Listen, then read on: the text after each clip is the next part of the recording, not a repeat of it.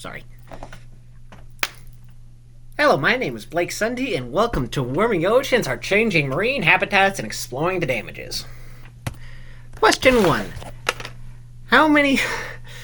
Since the Industrial Revolution, how much CO2 do you think has been produced and let out into both our atmospheres and our oceans? The answer might surprise you. See, the Industrial Revolution was 250 years ago, and since then we have released billions of tons of CO2 into our atmosphere and our oceans. The key thing is, while so many news reports have gone on about our atmosphere and our geography as a whole that has been affected by our CO2 output, our oceans are actually a major thing. See, our oceans take up about 90% of our CO2 output. That is ginormous. And we have been releasing billions of tons of CO2 since the Industrial Revolution 250 years ago. Put in mind, that amount of CO2 in our oceans has actually risen the temperature by 1.5 Celsius, which, for those who are not in the know, is actually 34.7 degrees Fahrenheit. That is extremely bad.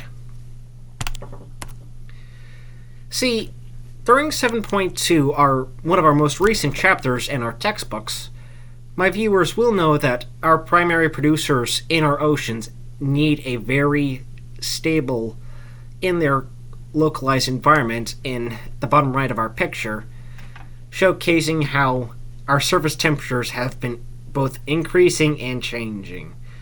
So, phytoplankton, plankton all over the place are being affected by this temperature rise. What are we doing about it? Well, in 2015, the Paris Agreement in the UN was enacted by 196 parties, which, for the long-term short, is a stopgap measure where all those parties involved in signing that agreement are putting a hard limit of at least pushing our CO2 output below to maybe 1.5. Because if we hit 2 Celsius increase, we're going to see some problems. The major problems with this, at best, is the original zones, as I was talking about with the plankton. All these zones will begin to be affected by this rise. Plankton and other primary producers will search for better locations to survive. And this will cause massive amounts of, changes.